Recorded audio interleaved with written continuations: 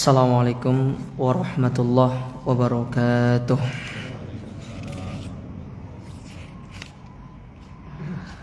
Alhamdulillahi ala ihsani wa syukru lahu ala taufiqihi wa amtinani. Wa asyhadu an la ilaha illallah ta'ziman li sya'nih. Wa asyhadu anna Muhammadan ad-da'i ila ridwani. Allahumma salli wa sallim wa ala alihi wa ashabihi wa ikhwani. Kaum muslimin wal muslimat, para hadirin dan hadirat, para jamaah yang semoga senantiasa dirahmati Allah. Alhamdulillah, kita bersyukur kepada Allah Azza wa Jalla atas segala kenikmatan yang Allah berikan kepada kita, di mana pada kesempatan malam hari yang berbahagia ini Allah Subhanahu wa taala mempertemukan kita di tempat yang mulia ini, di salah satu di antara rumah-rumahnya, di dalam salah satu taman di antara taman-taman surga yang ada di dunia. Dan kita berdoa kepada Allah Azza wa Jalla, semoga Allah Subhanahu wa taala senantiasa memberikan kepada kita ilmu yang bermanfaat, dan semoga kita dimudahkan untuk mengamalkan ilmu tersebut dan bisa menjadi pemberat timbangan amal kebaikan kita di akhirat kelak. Allahumma amin. Para jemaah dirahmati dan dimuliakan oleh Allah, pada kesempatan yang berbahagia ini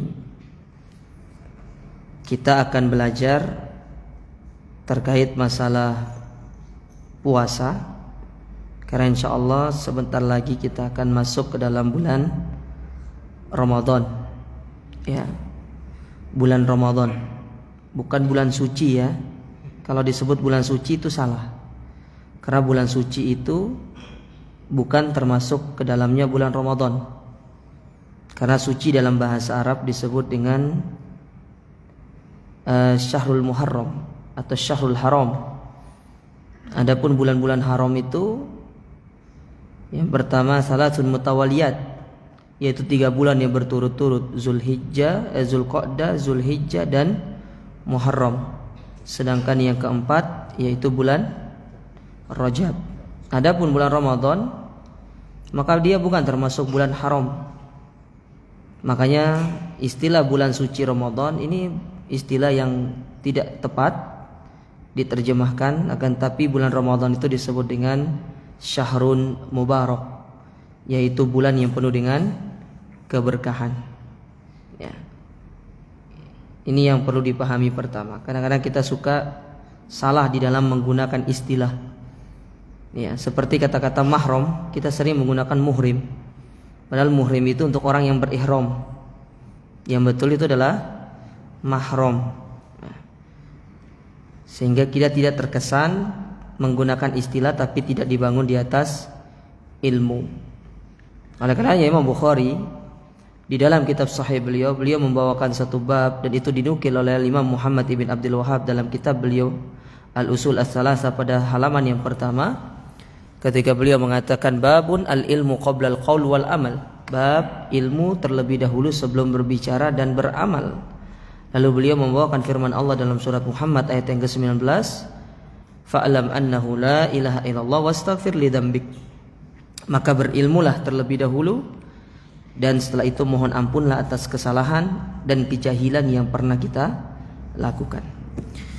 Oleh karenanya masyarakat muslimin, sebelum kita memasuki bulan Ramadan, bulan yang penuh dengan keberkahan, sebagai bentuk kita mengamalkan nasihat dari Imam Bukhari, yaitu ilmu terlebih dahulu sebelum berucap dan beramal. Di sisi lain, Ramadan ini merupakan ibadah yang dilakukan sekali dalam setahun. Tidak seperti sholat yang kita melakukannya 5 kali dalam sehari. Otomatis kita bisa mengingat bacaan-bacaan ataupun bagaimana tata cara sholat. Namun juga kita dapati orang-orang meskipun dia sholat 5 kali dalam sehari, banyak di antara kita juga yang lupa bacaan sholatnya. Ya, lupa. Bahkan tidak tahu bacaan sholat yang benar. Apalagi ibadah yang dilakukan sekali dalam setahun. Maka perlu untuk kita memurojaah kembali ilmu yang pernah kita pelajari, agar ibadah yang kita lakukan benar-benar diterima di sisi Allah. Karena sebagaimana disebutkan oleh para ulama kita, suatu ibadah apabila kita melakukannya tanpa ilmu, maka ibadah tersebut bisa jadi tertolak di sisi Allah Subhanahu wa taala. Maka perlu dengan ilmu kita mempelajarinya. Taib, kita mulai pembahasan kita. Karena insyaallah ini dibagi jadi 2 pertemuan ya. Jadi saya di sini menggantikan guru kita Al-Ustadz Abu Ghazi As-Sundawi yang kebetulan beliau lagi umroh ya. Lagi umroh. Kalau bisa titip doa ke beliau. Ya, mungkin yang mau nikah lagi titip doa sama beliau. Didoakan di sana. Ya kan lebih mustajab. Taib. Insyaallah kita membagi menjadi 2 pertemuan. Ya, insyaallah di sesi yang pertama atau pertemuan yang hari ini kita akan membahas secara spoiler saja tentang pengertian puasa dan yang berkaitan dengan segalanya. Sebelum nanti pada pertemuan sebelumnya kita akan membicarakan tentang yang lebih dalam lagi terkait masalah puasa. Tapi kita mulai dengan definisi puasa. Sebagai pengingat saja, puasa as-siyam itu berasal dari kata soma yasumu, siyamun atau saumun. Yang mana secara bahasa sebagaimana dijelaskan oleh para ulama, di antaranya apa disebutkan oleh Imam Ibnu Faris di dalam kitab beliau Makayusil Lugha dan juga yang lainnya. Dan ini dinukilkan oleh para ulama fikih di dalam kitab-kitab fikih mereka, bisa nanti dilihat di dalam Al-Wajiz misalkan, atau dalam fikih Al-Muyassar, atau kita berbicara fikih yang lebih besar misalkan bisa buka fikih-fikih dari para madhab. Secara bahasa puasa itu artinya al-imsak, menahan. Itu secara bahasa. Secara etimologi artinya menahan. Adapun secara istilah, maka puasa itu banyak sekali pengertiannya.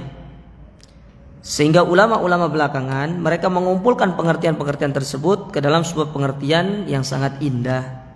Di antaranya apa yang disebutkan oleh para ulama, bahwasanya puasa itu adalah al-imsaku anil muftirat, menahan diri dari pembatal-pembatal puasa.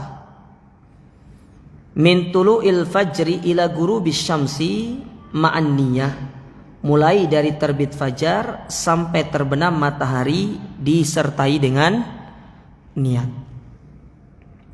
Tapi kita perhatikan definisi ini, disebutkan di situ yang dimaksud dengan puasa itu adalah al-imsaku anil muftirat, menahan diri dari pembatal-pembatal puasa.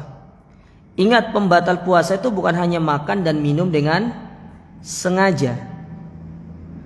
Karena kalau ada makan dan minum tanpa sengaja, biasanya ini terjadi dalam puasa-puasa sunnah, itu tidak membatalkan puasa kalau memang benar-benar tidak sengaja. Tapi kalau sengaja, makan dengan sengaja, minum dengan sengaja, itu membatalkan puasa, apalagi punya niat.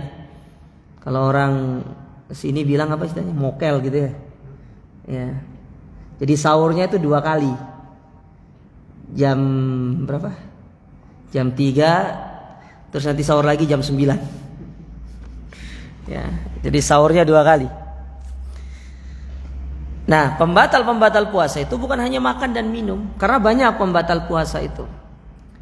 Di antaranya nanti para ulama menyebutkan muntah dengan sengaja, kemudian mendatangi istri di siang hari. Itu termasuk pembatal puasa. Atau keluarnya mani disebabkan karena syahwat. Berbeda kalau seorang keluar mani disebabkan karena dia mimpi, itu beda. Beda hukumnya. Kalau disebabkan karena dia mimpi ihtilam, tidak membatalkan puasa. Tapi kalau dia ya bermimpi maninya keluar disebabkan karena syahwatnya, ya apalagi disebabkan karena mungkin dia menonton perkara-perkara yang tidak baik, maka ini membatalkan puasa. Termasuk dalam hal ini mengeluarkan dengan sengaja, yang kita kenal dengan istilah istimna atau onani misalkan. Ini termasuk pembatal puasa. Jadi tidak hanya sekedar makan dan minum pembatal puasa itu, tapi banyak. Nah, selama ini kita diajarkan oleh guru-guru kita dulu, dari mungkin guru agama dulu, bahwasanya pembatal puasa itu makan dan minum dengan sengaja. Bukan hanya itu. Seorang menonton sesuatu yang tidak baik kemudian menyebabkan syahwatnya bangkit, lalu keluarlah air maninya, itu termasuk pembatal puasa. Nah, ini yang disebut dengan muftirat. Kemudian dari definisi itu diperhatikan, min tulu'il fajri, dari terbitnya fajar.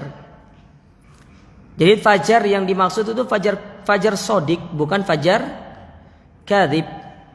Ya, sebagaimana yang Allah Subhanahu wa taala sebutkan terkait masalah ini di dalam Al-Qur'anul Karim, di dalam surat Al-Baqarah.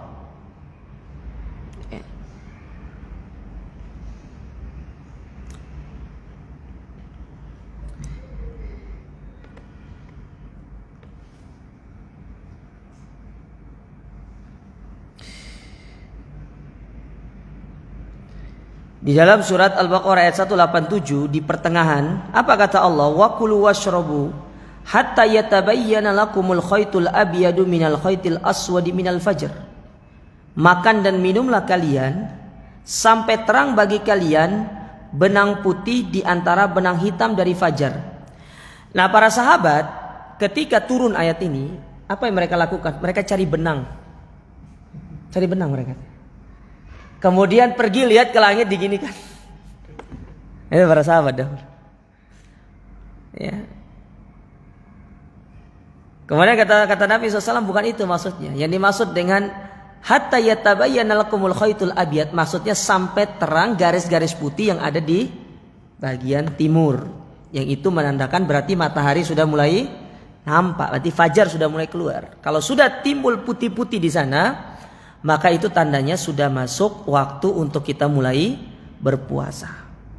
Jadi jangan nanti antum memahami ayat ini sampai jelas antara benang putih dengan benang hitam. Jadi antum ambil benang putih, ambil benang hitam, ya.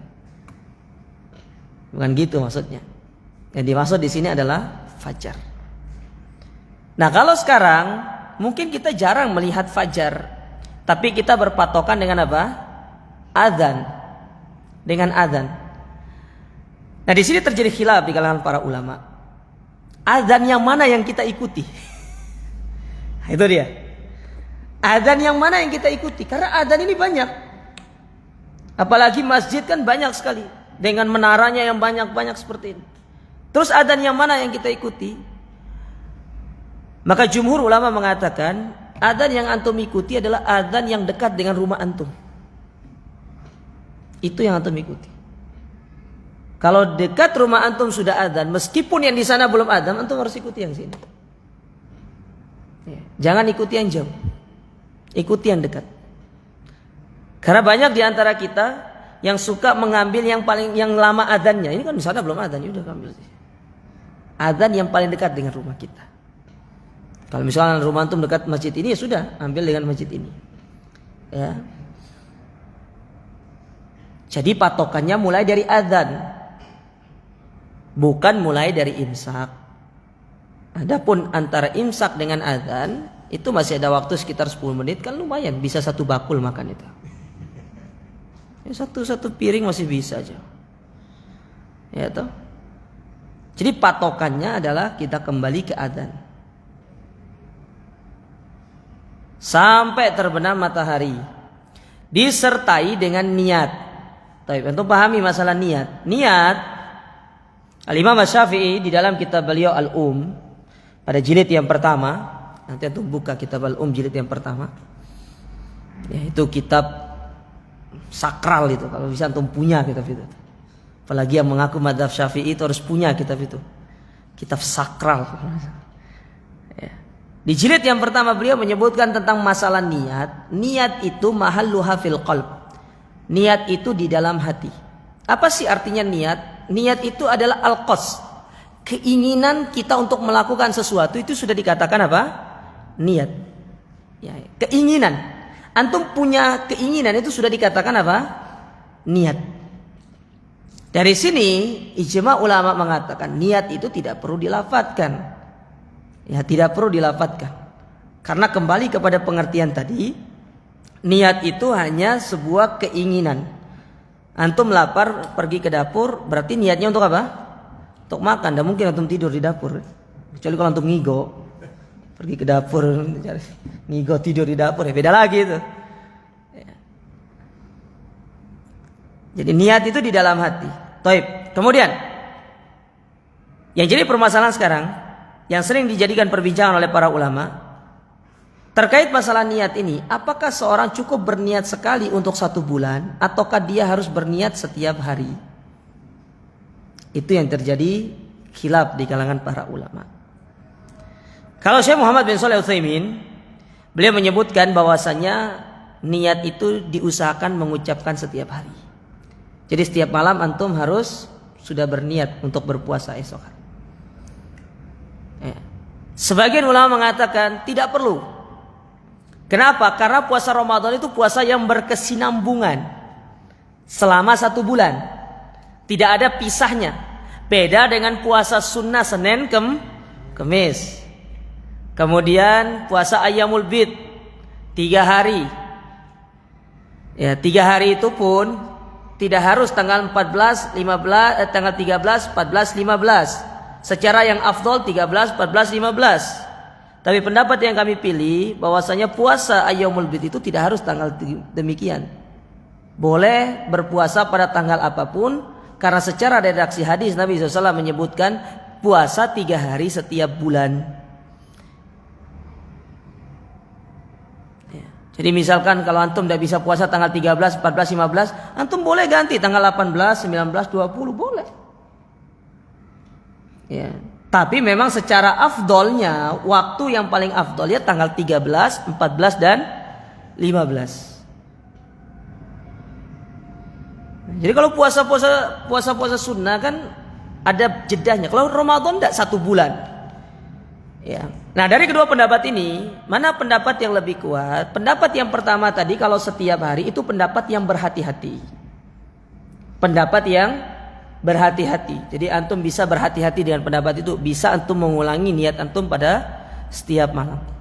Tapi kalau antum berniat sekali saja untuk 1 bulan di awal, maka itu sudah cukup. Dan wallahu a'lam dalam pendapat ini, saya kalau pribadi lebih condong kepada pendapat yang 1 kali untuk 1 bulan.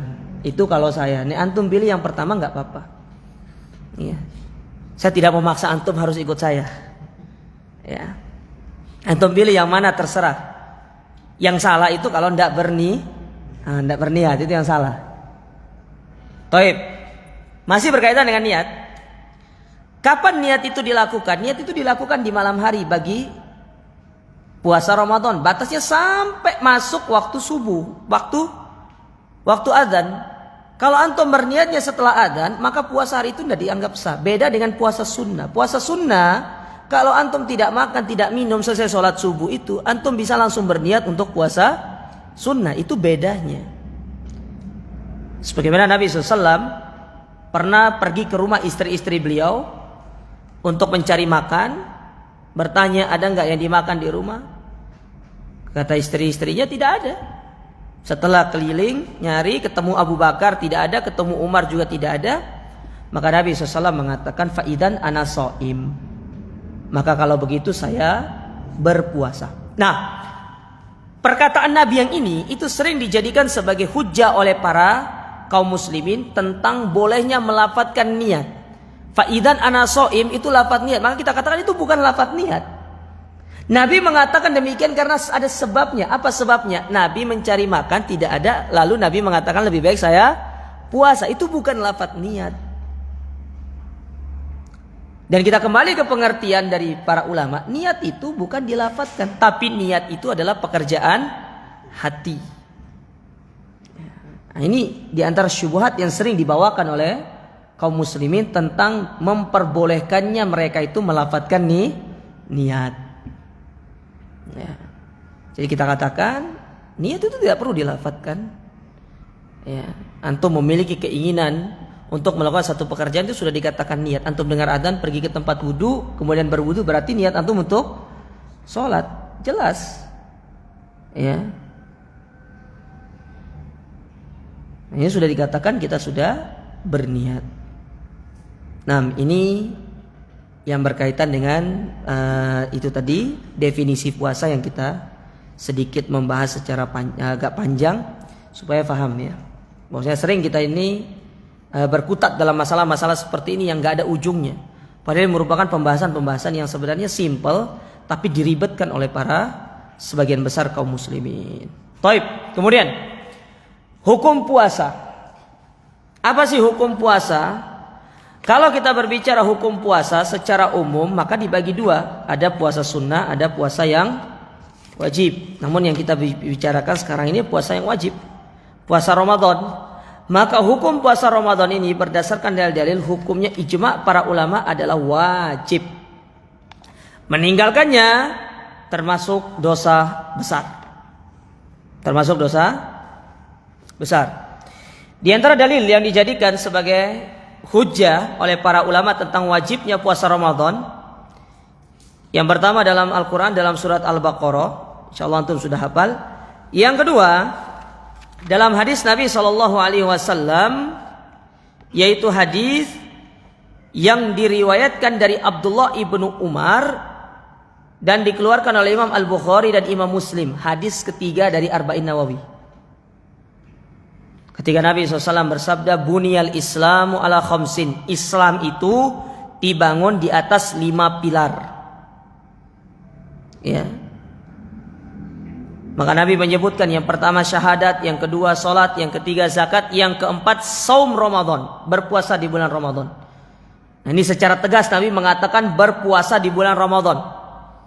Dari sini para ulama mengambil hukum bahwasanya puasa di bulan Ramadan itu hukumnya wajib bagi orang-orang yang tidak memiliki uzur syar'i, karena ada orang-orang yang dikecualikan dari dia tidak berpuasa. Contoh misalkan seperti orang haid, wanita haid, bukan laki-laki haid ya. Nggak ada laki-laki haid itu. Wanita yang sedang nifas. Ya, kemudian orang yang punya penyakit kronis. Contoh penyakit kronis itu penyakit perut yang kronis, penyakit mah kronis misalkan. Dia boleh tidak berpuasa. Ya. Apalagi dokter menyarankan dia harus tetap minum makan, misalkan dia minum obat, kalau enggak maka dia akan lebih parah sakitnya. Maka di sini berlaku kaidah darul mafasid muqaddamu ala jalbil masalih. Meninggalkan kemaslahatan untuk menolak kemudaratan yang lebih besar.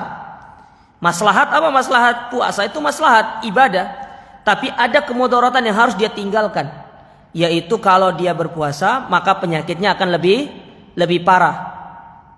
Maka di sini berlaku firman Allah Ta'ala dalam Al-Quran, wala tulku aidikum ila tahluka, jangan engkau melemparkan dirimu ke dalam kebinasaan. Karena dengan kita berpuasa kemudian penyakit kita semakin parah, berarti kita sedang melemparkan diri kita ke dalam kebinasaan, dan ini hukumnya haram. La darar wala dirar. Jangan menyakiti diri sendiri dan jangan menyakiti orang lain. Jadi banyak uzur-uzur syar'i yang bisa menjadikan kita tidak berpuasa. Tapi kalau selama orang itu sehat, puasa itu wajib. Wajib. Sekarang bagaimana hukumnya orang puasa tapi tidak sholat? Dia puasa tapi tidak sholat. Apakah puasanya sah? Jawabannya tidak sah. Ada orang puasa tapi tidak sholat, puasanya tidak sah. Karena sholat itu barometer amal. Kalau antum tidak sholat, puasa antum tidak diterima. Ada orang sholat tapi nggak puasa, salah juga. Ya. Jadi ini perlu dipahami. Kadang-kadang banyak kita dapati orang puasa tapi nggak sholat, puasanya diterima sama Allah. Karena puasa sholat itu merupakan barometer amal. Ya. Nabi SAW pernah bersabda dalam hadis Bukhari, Nabi mengatakan, awwalu ma yuhasabu bihil abdu yaumal qiyamati as-shalah. amalan yang pertama kali dihisab di hari kiamat solat. Kalau solatnya benar, semua amal ibadahnya benar. Dari sini para ulama mengambil dalil solat itu syarat diterimanya amal yang lainnya. Baik amal yang lain itu tergantung solatnya. Maka percuma orang beramal puasa, zakat, haji, tapi dia tidak solat, ibadahnya tidak diterima sama Allah Ta'ala. Ini yang perlu dipahami jemaah. Ya, ini yang perlu dipahami. Ya, sampaikan sama saudara-saudara kita mereka yang puasa tapi tidak sholat. Percuma, sia-sia, rugi. Cuma capek dapat haus dan lapar saja, tapi ibadahnya tidak diterima sama Allah Ta'ala. Jangan mau masuk ke dalam firman Allah, amilatun nasibat tasla naron hamiyah, capek beribadah, tapi kelak di akhirat masuk ke dalam api neraka yang menyala-nyala. Lelah kita beribadah, lelah kita puasa tapi tidak sholat, apa gunanya? Ya. Ini perlu dipahami jamaah sekalian. Kadang-kadang kita sering dapati kaum muslimin seperti itu, rugi. Nasihati mereka, sampaikan kepada mereka sebagai bentuk pengamalan dari sabda Nabi SAW, la yu'minu ahadukum hatta yuhibba li akhihi ma yuhibbu li nafsi. Tidak dikatakan beriman kepada Allah sampai apa yang kita cintai pada diri kita, kita bagikan kepada saudara kita. Kita cinta diri kita ingin masuk ke dalam surga, ingin dijauhkan dari api neraka, bagikan itu kepada saudara kita supaya mereka bisa merasakan yang demikian. Ya, bagikan kepada mereka. Mereka butuh. Ya. Urusan mereka terima atau tidak itu urusan Allah Ta'ala dengan dirinya. Antum yang penting sampaikan kepada mereka.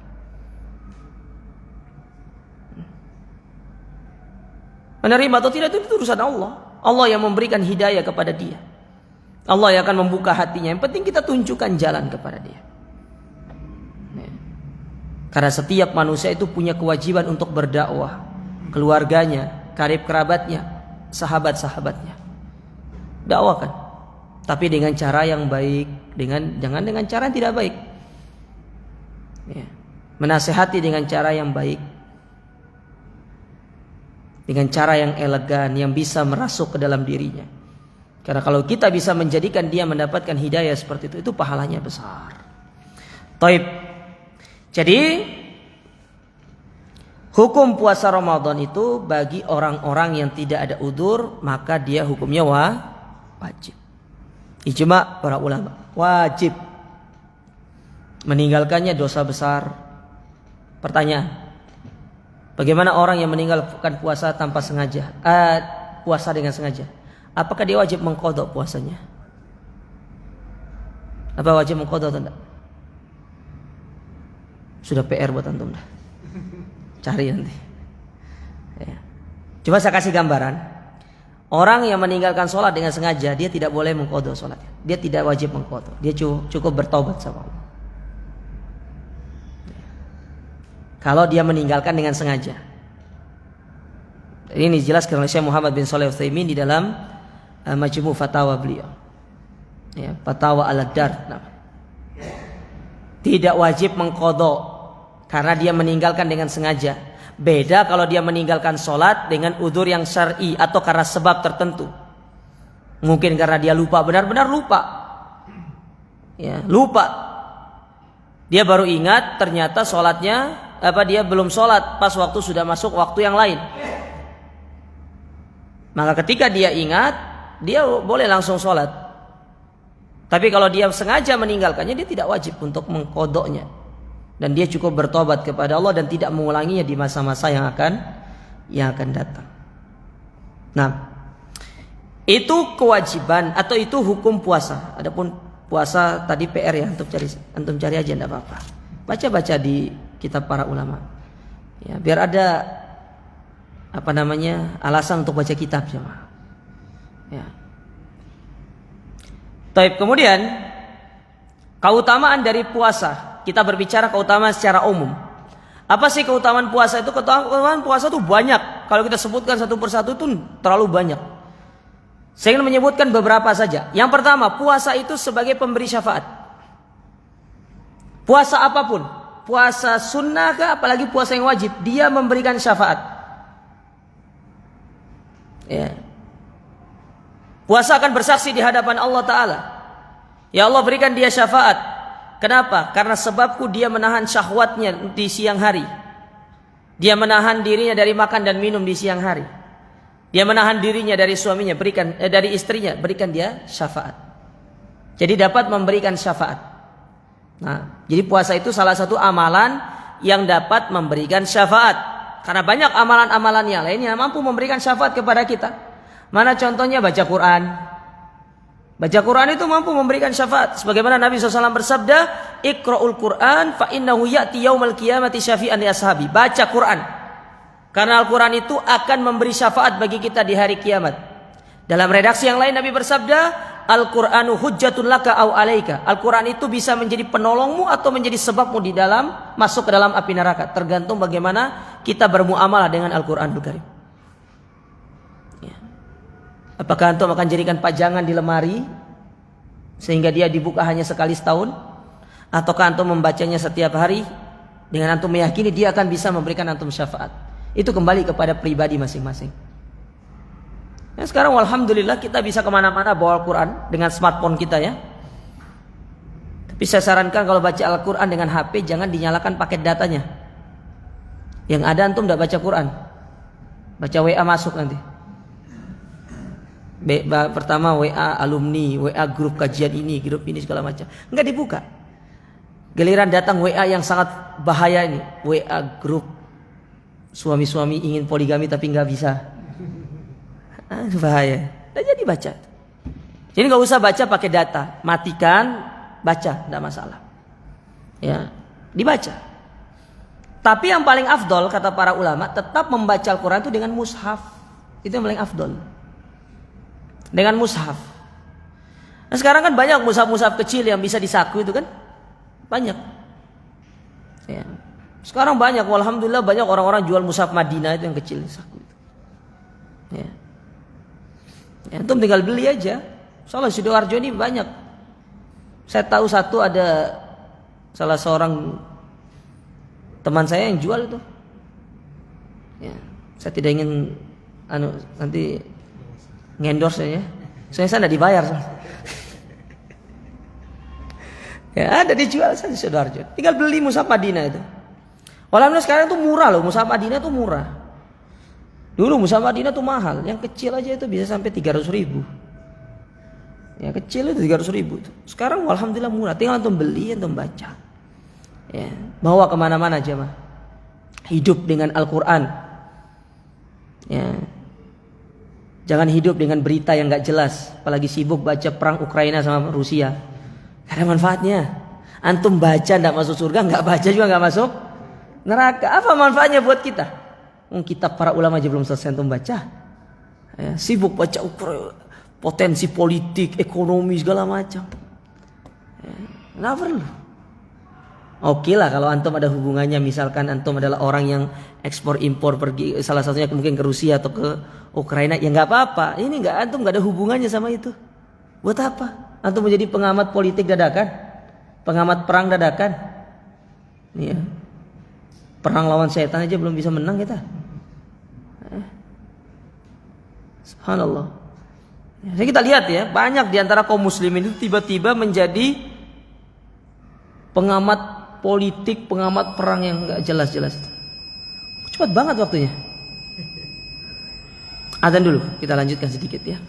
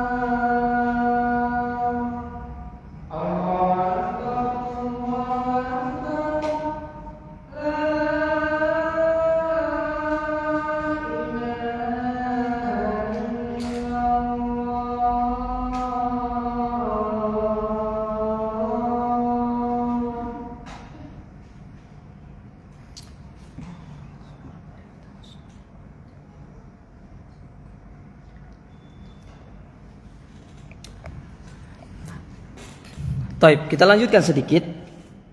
Nah, itu keutamaan yang pertama, memberikan syafaat. Yang kedua, di antara keutamaan puasa, puasa ini salah satu amalan yang pahalanya itu tidak ada nominal bilangannya. Antum cari di dalam Al-Quran, dalam hadis-hadis Nabi SAW, tidak disebutkan berapa nominal pahalanya. Tidak seperti sholat berjamaah, 27 kebaikan. Sedekah, antum keluarkan 1, mendapatkan 10 kebaikan. Puasa nggak ada. Sama seperti ibadah yang disebut dengan sabar.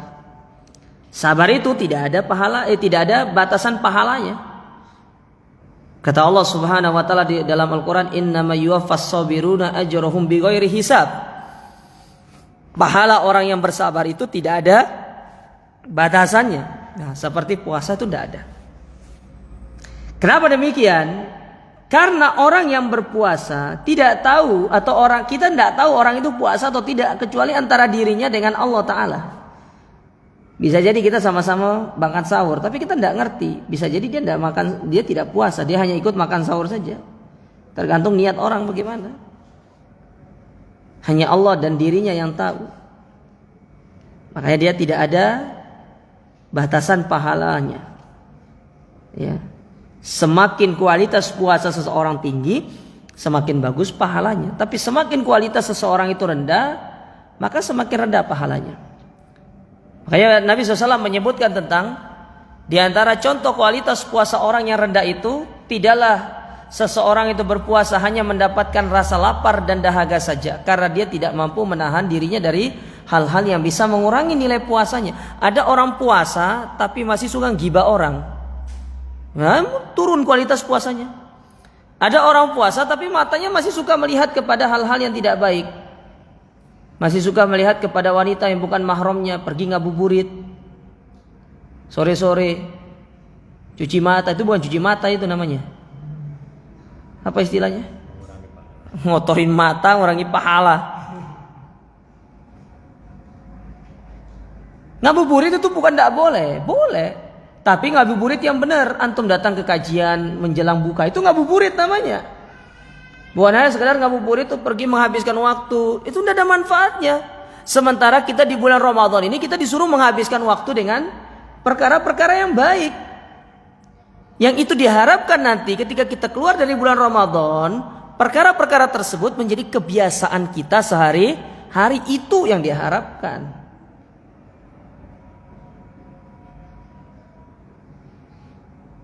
Ini sering kita dapati. Para pemuda mereka menghabiskan waktu tidak jelas, nongkrong pinggir jalan, trek-trekan, biasanya balap-balapan. Ya.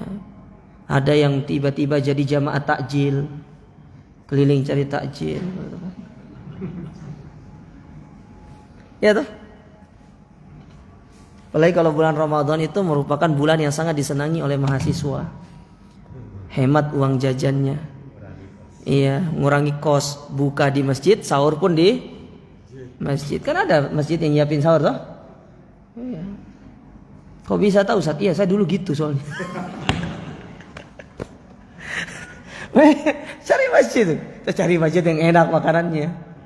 Jangan ngambil duluan, bisa dikasih nasi bungkus, belakangan kasihnya yang kotak gitu. Kalau duluan tuh ndak enak.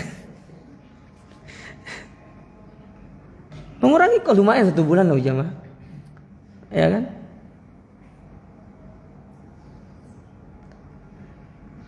Nah, itu mengurangi kualitas puasa kita.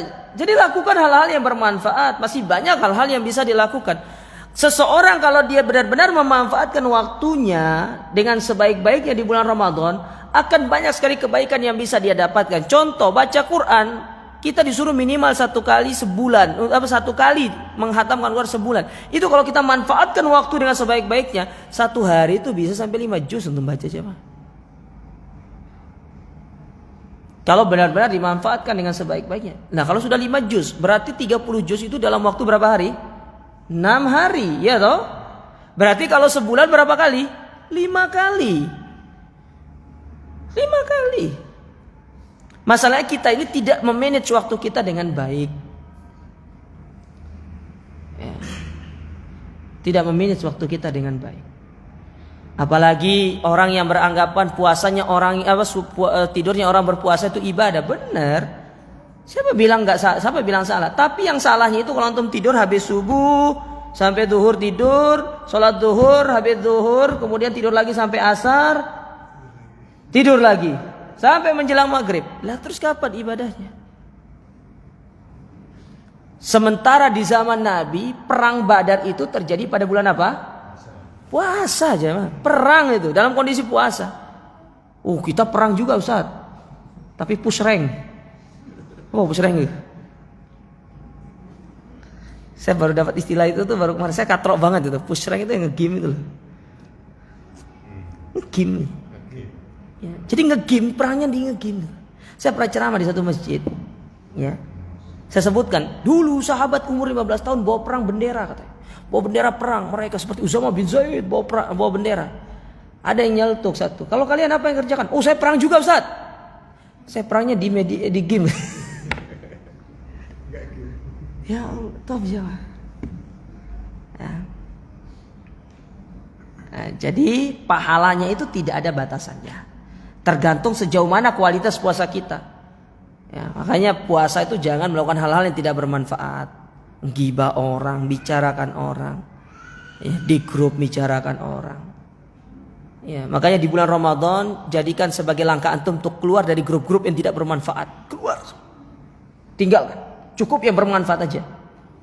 Kalau di situ antum merasa grup itu tidak ada manfaatnya, antum keluar daripada antum nanti lama-lama dihisab sama Allah Taala di situ. Keluar, izin saya keluar ingin fokus ibadah di bulan Ramadan. Gitu caranya.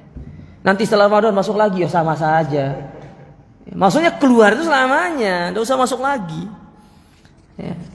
Taib. Kemudian berikutnya, di antara keutamaan puasa itu disebutkan oleh para ulama bahwasanya doa orang yang berpuasa itu mustajab, jemaah. Ya, mustajab. Dan waktu yang terbaik untuk berdoa itu sebenarnya secara umum waktu yang terbaik untuk berdoa itu seluruh waktu. Jadi seluruh waktu itu bisa digunakan oleh orang-orang yang berpuasa untuk berdoa. Namun ada dalil-dalil yang khusus yang menyebutkan bahwasanya ada waktu-waktu tertentu untuk kita berdoa yang dikabulkan. Mana contohnya? Yaitu ketika makan sahur. Wabil ashari hum yastaghfirun, di waktu sahur mereka itu beristighfar, berdoa kepada Allah. Ya. Makanya para ulama menyebutkan di antara amalan yang dikerjakan di waktu sahur selain makan sahur adalah dengan kita beristighfar, berdoa kepada Allah. Karena itu merupakan waktu sepertiga malam. Nabi bersabda dalam hadis yang sahih, innallaha yanzilu ila sama'id dunya hina yabqa sulusul lailil akhir. Allah turun ke langit dunia di sepertiga malam terakhir. Lalu apa kata Allah Ta'ala? Man yad'uni fa astajib lahu wa man yastaghfiruni fa aghfir lahu wa man yas'aluni fa utiya. Yang berdoa aku kabulkan, yang beristighfar aku ampuni, ya, yang meminta aku berikan. Bukan mantangin TV nonton Liga Champion. Ya. Bukan itu. Berdoa, istighfar sama Allah Ta'ala. Itu waktu-waktu yang mustajab. Di antara waktu yang mustajab lagi yaitu ketika kita hendak berbuka puasa. 10 menit sebelum azan kita gunakan untuk berdoa kepada Allah, karena secara lafaz hadisnya ya, as-shaim hatta yuftir, doa orang yang berpuasa sampai dia berbuka. Berarti mau berbuka atau setelah berbuka? Sebelum berbuka. Karena Nabi mengatakan doa orang yang berpuasa mau berbuka. Berarti dia berdoa itu sebelum dia berbuka. Sambil menunggu maghrib, menunggu adzan, antum berdoa, minta sama Allah. Ya, bila perlu diulangi doa-doanya itu. Apa yang kita minta sama Allah, antum ulangi. Terus diminta sama Allah. Kalau belum dikabulkan, minta terus sama Allah Ta'ala. Dan tidak ada ruginya orang berdoa itu. Untung orang berdoa itu. Ya. Gratis. Tidak pakai bayar. Berdoa, minta sama Allah. Baik, kemudian keutamaan yang lain. Saya sebutkan tinggal 2. Di antara keutamaan dari orang-orang yang berpuasa, mereka akan dimasukkan ke dalam surga dari pintu yang khusus yang disebut dengan Ar-Rayyan. Ini sudah sangat sering kita dengarkan. Yang terakhir, di antara keutamaan dari orang yang berpuasa, bahwasanya mulut orang yang berpuasa itu lebih harum daripada minyak kasturi. Ingat, ini di sisi Allah, di sisi manusia tetap bau. Jadi antum harus tetap menjaga kondisi mulut. Sehingga dari sini para ulama menyebutkan bolehnya seorang gosok gigi dengan pasta gigi boleh, tapi jangan ditelan. Boleh dia itu menggunakan siwak, boleh. Ya, tidak ada masalah. Karena nanti kalau antum tidak gosok gigi pas waktu sholat Jumat itu kan sholat jahar. Bilang aminnya amin, nanti bau mulut tuh. Ingat jemaah, kalau baca Quran saja menyebabkan orang tidak khusyuk, menyebabkan kita berdosa, bagaimana kalau itu disebabkan karena bau mulut atau bau badan? Saya ulangi ya, baca Quran di samping orang sholat, kemudian orang sholat itu tidak khusyuk, berdosa kita. Gimana kalau orang itu bau mulut, bau badan, menyebabkan orang sampingnya tidak khusyuk? Sama aja itu berdosa juga. Ya, makanya jaga kebersihan itu. Ya, tidak apa-apa antum setiap mandi antum gosok gigi dengan pasta gigi. Mungkin dulu kita diajarkan gosok gigi pakai pasta gigi itu di saat puasa makruh. Tidak makruh, gosok gigi. Bahkan Pak, di sini terjadi khilaf di kalangan para ulama. Bagaimana kalau pakai obat kumur? Boleh atau tidak? Ada yang mengatakan boleh. Ya. Tapi kan itu ada rasanya, Ustaz. Selama antum tidak nelen, tidak ada masalah. Analogi mereka seperti seorang yang ingin merasakan masakan ada rasanya atau tidak dengan ditaruh di ujung lidah kemudian dibuang. Listerin itu listerin apa? Obat kumur-kumur itu kan antum buang kan? Antum telan atau antum buang? Antum mau masuk rumah sakit. Dibuang kan? Nah, para ulama mengambilnya demikian. Kan itu dirasakan, dibuang, tidak ditelan. Kalau ditelan itu yang batal. Seperti seorang mencoba mencicipi, misalkan ada istri kita masak, ini ada garamnya atau enggak sih? Dicoba, setelah dirasakan tidak ada, ya udah dibuang, dimuntahkan. Jangan nanti ditelan. Kayak ada penjual samping jalan, saya pernah mau beli makanan nih, dia mau coba ini rasanya ada atau tidak. Diambil 1 sendok, ditelan. Iki bukan nyoba namanya iki. Waduh, berat gitu. Ditelan dia. Saya mau tegur nggak enak gitu kan. Akhirnya ya Allah, semoga Allah beri hidayah sama orang ini sudah. Dia dicoba itu ditelan. Dia juga di ujung lidah ada rasanya tidak dikeluarkan. Nah sama itu diambil oleh para ulama sebagai hujah untuk bolehnya seorang itu menggunakan kayak listerin atau obat kumur-kumur itu boleh. Yang penting selama tidak ditelan. Nah kalau antum telan ya bahaya. Ya. Bahaya aja. Nah ini diantara keutamaan-keutamaan puasa dan itu banyak sekali ya. Tapi insya Allah untuk pertemuan nanti berikutnya kita akan bahas tentang amalan-amalan dan juga kesalahan-kesalahan yang sering terjadi di dalam bulan Ramadan. Semoga Allah Subhanahu Wa Taala senantiasa memberikan taufiknya kepada kita dan semoga Allah Taala memberikan kesempatan kepada kita untuk berjumpa dengan bulan Ramadan. Aku qouli hadza subhanakallahumma rabbana bihamdika asyhadu an la ilaha illa anta astaghfiruka wa atubu ilaik. Wassalamualaikum warahmatullahi wabarakatuh.